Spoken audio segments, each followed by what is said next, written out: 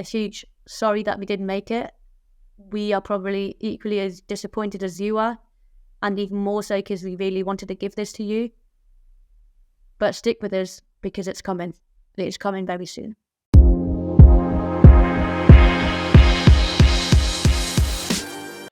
Hey everyone, welcome to our podcast, The Bold Tackle.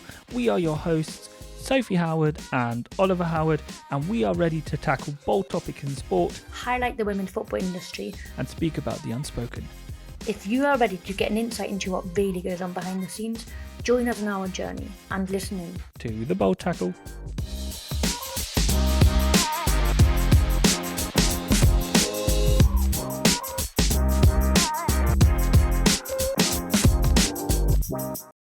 Hi and welcome back to a new episode of our podcast, The Bold Tackle. The day after, Soph, how are you feeling? Still disappointed. I'd lie if I said I left it on the pitch. Yeah, still very disappointed because we were so close and I think we deserved to win the game. In the end, we didn't.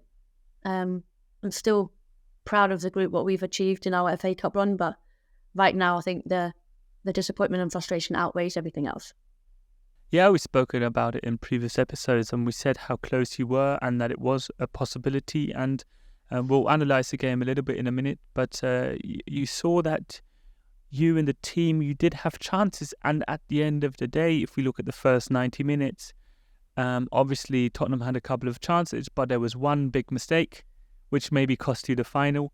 It's always a team that loses and a team that wins, but it was one little moment of not 100% concentration or misjudging a situation, and it's a shame because you could have got there. Yeah, by no means are we blaming anyone because we're in this together. We win together, we lose together. It is that frustration because we could have, not easily, but we could have certainly won this game in 90 minutes. We could have probably gone ahead with more goals in the first half, and probably should have killed the game off, but should have doesn't get us anywhere. In the end, it is what it is. We can't change it. But the biggest thing is that we move on together as one. Let's start from before the match. What were the thoughts? Did you really believe you could make it? Absolutely. We knew we were going into this game as underdogs. I read a few things, and fortunately I can separate what I read and then kind of how that influences me on the pitch. But it seemed like Spurs was already mentally in the final. Yeah. And I think you saw that in the first half, that they absolutely underestimated us. Especially in the first 15 minutes, there was a lot of the players were nervous on Leicester's side, and Tottenham seemed just a little bit more present. But that all changed after your goal in minute, 12, 13, 14, 15. You could see that Leicester was really starting to believe, we're going to do this, we're going to make it. The thing is, we all know we've got the talent in the dressing room to make this happen, to win games. We just also know we have to perform on the day, because we're only strong as a collective. We're not a team where individuals can pretty much run the show and win us a game. That's not who we are, and that's not who we want to be either. Yes, I think potentially at the beginning there were a few nerves, but we always knew we could get into this game.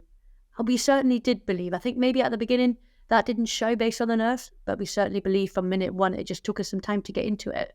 But as you said, once we scored that goal, I think the first half we completely dominated. Of course, Spurs also had chances, but that's a game of football. You will always concede chances, and most likely you'll always create chances. But I think the first half we were very dominant, and that gave us a real belief for the second half, which unfortunately, we didn't, succeeded. What was the talk about in the second half? I'm not sure what you can say and what you can't say, but can you talk about maybe the emotional state of the team at halftime? We were obviously delighted that we were up 1-0, and we were quite proud of how we had played and also how we almost killed off that first half. Compared to previous games, I think we've realised that in this moment in time, we didn't have to go and break more lines and play risky passes. We could also just kill off the half and maintain that 1-0 lead going into the half. I think before the coaching staff even came in, we'd, as a team, discuss solutions. We'd obviously realised what was working well, and we were encouraging one another to keep doing that. We also saw things that we potentially had to improve, and what was crucial is we had the players that were on the bench, the squad players and the game changers that were in that change room, come and sit us down or come and sit with us and discuss solutions, what they saw from the sideline. So it was a real sense of togetherness, whether you were playing or not. Together we were trying to figure out solutions and encourage one another to do what we were doing well anyways. How did you perceive the second half? Because I had the feeling you felt pretty secure and fully focused. Maybe give me your answer before I say more. I think my reflection is we conceded too many counter-attacks. We should have been better in stopping those counter-attacks because that was their only weapon in the second half. However, I did feel very much in control. Even when we didn't have the ball, we defended with control. Sometimes you just have to allow Spurs in that case to have the ball, but you're set up that they won't break you down. They won't create clear-cut chances. Sometimes that's just how football works. I certainly felt in control the whole game, in a sense of even if we didn't have the ball, even if Spurs was on top, we knew what we were doing. We knew we had to ride a wave. We also knew the first 5 minutes of every half, Spurs is excellent. They come and score most of their goals in the first 5, but especially in the 5 after the halftime. Our analysis team had come in at halftime, told us that make sure you win your battles in the first 5, and then you calm down and let the football do the talking. And that was our, I guess, emotional, mental game plan going into that second half. I think it worked well. Yeah, it did.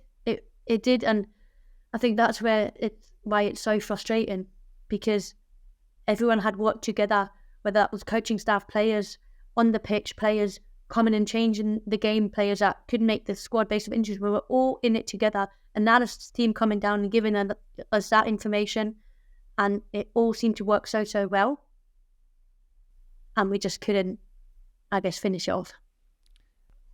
I think the team was very tired, or I saw them as being very tired after minute 70, and this extra step or the extra fight to get there, especially like in midfield and also I would say the outside team, because they were Deanne Rose and Janice, they were running up and down the lines for the whole match. And I think you could see towards the end of the game, there was this little bit of energy just missing. And I thought that was very sad, because you could see that they still wanted to make those runs forward. They still wanted to make those runs backwards.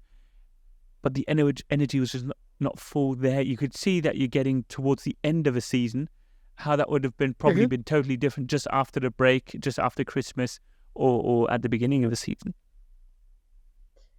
Yeah, I think looking at the GPS stats after the game, the effort players put in for that game was unbelievable. You mentioned Deanne Rose, CJ Bott. The output they had physically was unbelievable.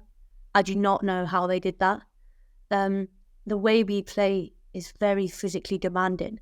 I think there's many factors. I think you mentioned the stage of the season, but if you go into a game like that, you don't think about tiredness. This was the biggest game for us.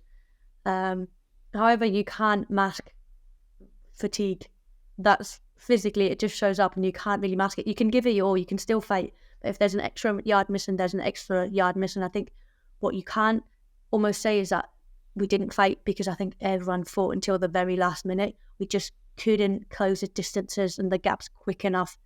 As I said, it's very physically demanding. I think coming off of international break as well is hard. We had 2 days to prepare. Physically, we've got people travelling. If you think about it, we've got Deanne travelling from Canada. We've got CJ Bott travelling from New Zealand. You didn't see with her, though. It's incredible. She's an absolute mentality beast. You almost won't ever see that from CJ. that is her super strength. How they do that with the jet lag, with the amount of hours traveling, I do not know. And that is credit to these players that have committed to this club and will do the travel, the international duty, coming back and perform the way they did. Fair play. And something we should say at this stage is how proud the team can be to how far you got and how close you were to get to a final. I think it's not off the radar to get silverware one day with that type of mentality. Yeah, I think the biggest thing is we showed that we're here to compete. We showed that we're so close, and we showed that we're a team that can play unbelievable football. I think right now, if I'm very honest, the disappointment and the upset outweighs the feeling of, or a sense of pride, because it's still so soon. Understandable. And so raw, almost. I think all the fans that travelled, and I don't know if you saw, but we had a huge amount of travelling fans at the game. They put on, I think it was 6 coaches that left at early hours of the day to come and support us. And they all said how we can be proud of ourselves, but how they were proud of us. And I think that's down to us fighting throughout the whole season. Given the last couple of months, the way this team still steps on that pitch and fights together is almost unimaginable if you're not in it. There was once again a real sense of togetherness between the players, the staff, the team and the supporters. I'm really disappointed that we couldn't give them a final, because as much as I think as a team we deserved it, I think they deserved it as well for their unconditional support. But there's another year next year. And right now it's about going back to league action next week and making sure we finish off the season strong, because we've still got a goal to reach within the season. But right now, I think it's just, I'm really gutted that we couldn't make it. Yeah, me too. I can tell you, it started in the minute 60, 65, 70 that I got my phone out and was on a flight website to see if I can get the flight saver and how I could make it and when I would be there, because it just seemed very realistic. That said, I've watched too many matches to do something like that, and there can always be a turn, and in this case, again, there was one. But you were very close, and just to say it again, you can all be very, very proud of that performance as well, because it was not like you drowned in this match. It was one little mistake. Do you know what? If we'd been battered and had no chance, I don't think we'd be disappointed. We'd probably be disappointed with ourselves. Yeah. But because we performed well and we were so close, I think that's why we're so heartbroken, really. I think personally for me, I obviously knew what was at stake in a sense of potentially having family in the stands. That obviously makes it even harder now. But that's kind of just a selfish reflection, a selfish contribution. But yeah, it is disappointing. But as you said, we showed that we are close to silverware. Or we can be close if we just continue the journey and make sure we put in the hard work day in, day out, and hopefully then things will take care of itself. Yeah. Let's talk about you a little bit. How did you find was your match? I think I found into the game quite quickly. I got into it quite quickly. For me, it was different on international duty. I play on the right side. For club currently, I'm on the left, which just changes a few pictures. But I think I managed that switch quite quickly. I'm currently feeling very in control of my performances, I think. I also do believe that it helped that I had a good run of games for Scotland, that I could come back and I knew what I was capable of. I don't think there was anything outstanding within my performance. I think my performance is always, it's good when it's solid. It's good when it goes unnoticed. You don't want to stand out as a centre-back because that means you're not performing well. Or you scored. But I would totally agree. That's something I would say. You seemed pretty confident and confident in your ability yesterday, and to see some of your passes with left and right, they were pretty solid. Was it a penalty? I absolutely believed it was a penalty. Are you talking about the shout, like the actual call against me? Yeah. Yeah. I do not understand how that can get called against me. Like, I'll have to watch it back. In my eyes, without having seen it again, I go up for a clear header, I get pushed in the back and sandwiched, and then she calls a foul against me. That's why I was absolutely raging. I probably called her all sorts of names. Was your message at the end of the episode for the fans and for the team and for you in future? I think for myself, I'd almost say I'm proud of my performance. I'm proud of myself, the consistency I'm currently bringing. I'm proud of the team, how we stepped onto that pitch and performed the way we did. Physically, mentally, technically, tactically, everything. Because as I said, how we are managing to step on that pitch and produce what we're doing with everything is actually out of this world. And I think people would only understand if you're in this situation. And the message to the fans is, first of all, a huge thank you that they supported us throughout not only the whole FA Cup run, yesterday obviously, but throughout the whole season so far, and hopefully that continues for the next couple of weeks. A huge sorry that we didn't make it. We are probably equally as disappointed as you are, and even more so because we really wanted to give this to you. But stick with us because it's coming. It's coming very soon. And today, to end off the episode, we said we'll get the whole team in if you did make it. But I think it would be nice to hear some messages from the team as well. So here are the messages from the team, and see you again next week, Soph. Yes, everyone. Thanks for listening again. Good to see you again, Ollie. Unfortunately, I won't see you in a couple of weeks, but I will see you in summer. And let's finish strong. We've got a couple of weeks to go. Ja, what's your feelings about the game? Yeah, of course, very disappointed about the result, because I think we could have done better, or we should have gone to the final, but that's how football is. And we fought the whole game, but unfortunately it was just not enough. I'm really proud of the girls. I think we went out there, gave it everything that we could. Disappointed with the result, but we made history, and it was great to see the girls playing out there in front of such a big crowd and all of our fans that came out. Really proud, especially in terms of the club.